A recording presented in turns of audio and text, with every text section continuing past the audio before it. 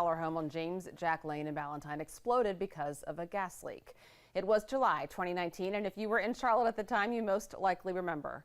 The images looked like a war zone. The wife inside the home died. The husband was found by rescuers tracking his smartwatch. Their home, you can see, obliterated. Debris flew around the neighborhood, including pieces that hit the house next door. Tonight, we've learned the couple that lived next door is suing State Farm Insurance. They say they didn't pay them enough to cover their damages. Our Nikki Hauser has been in contact with the couple tonight, with State Farm as well, and with other neighbors from that day 3 years ago. So, Nikki, what's going on tonight with this lawsuit?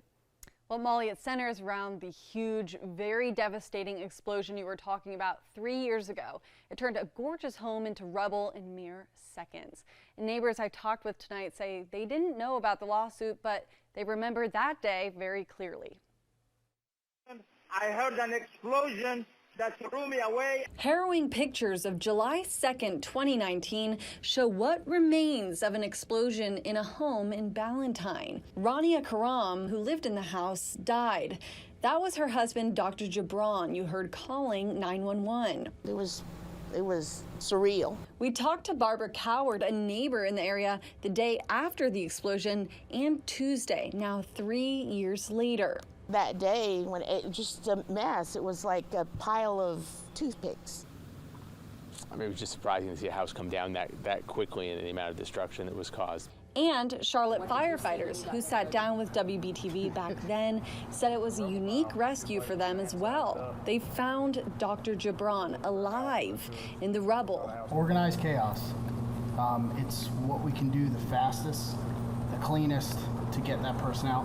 The house next to the Karams was also badly damaged. And that had to be scary being next door. Which 3 years later has turned into a lawsuit. Lori and Richard Camp, the couple who lived in the house next door, are suing their insurance company, State Farm. While the company covered several expenses after damage to their home, their pool, and other property, the suit claims State Farm failed to cover all of their expenses following the explosion.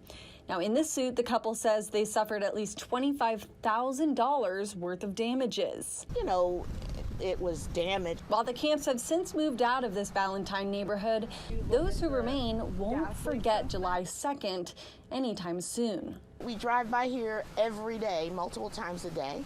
So you're reminded of, that tragedy that family suffered.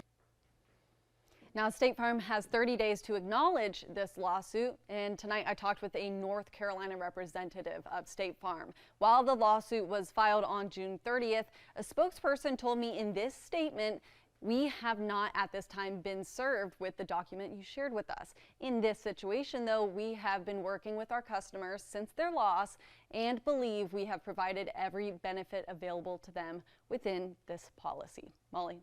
Okay, Nikki Hauser, thank you, Nikki. New now at 11 o'clock, we are working to learn more about why there was a large police presence in Burke County today. The Burke County Sheriff's Office says deputies were serving a warrant related to a missing person case.